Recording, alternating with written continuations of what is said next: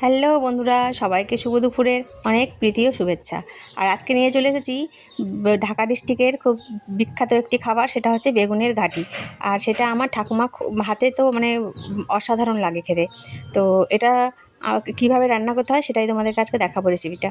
তো প্রথমে আমি ছোটো ছোটো করে বেগুন, আলু, টমেটো এবং পেঁয়াজ মোটা মোটা করে কেটে নিয়েছি। আর বেগুন আলুটা ছোটো ছোটো করে কেটেছি। তার মধ্যে এটাকে আমি প্রথমেই সোমবারা দেবো, তেল দিয়ে গরম কড়াইয়ে সোমবারা দিয়ে দেবো, পাঁচফোড়ন এবং কিছুটা থেতো করা রসুন, যেটাকে আমি ওর মধ্যে দিয়ে হালকা ভেজে নিয়েছি। তারপরে ওটাকে সবজিটাকে দিয়ে ভালো করে ধুয়ে দিয়েছি, দিয়ে ঢাকা হলুদ লবণ দিয়ে ঢাকা দিয়ে দিয়েছি। এবার দেখো এখানে বেটে রেখেছি আদা আর জিরা। যারা শুকনো লঙ্কা খাও তারা শুকনো লঙ্কাও দিতে পারো ওর মধ্যে। আমি যেহেতু শুকনো লঙ্কা খাই না, তাই আমি দিয়েছি কাঁচা লঙ্কা চিড়ে। তো এবার কাঁচা লঙ্কা চিড়ে দিয়ে ঢাকিয়ে দিবে। আর এইভাবে যখন গলে যাবে তখন ছলনি দিয়ে আরও ভালো করে বেগুনগুলোকে যেন গোটা গোটা না থাকে, ভালো করে একদম নেড়ে চেড়ে বেগুনটাকে গলিয়ে দেবে।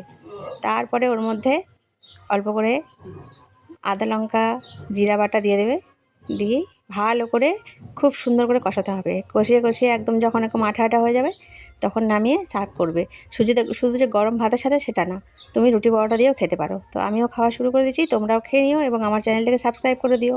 Bye bye.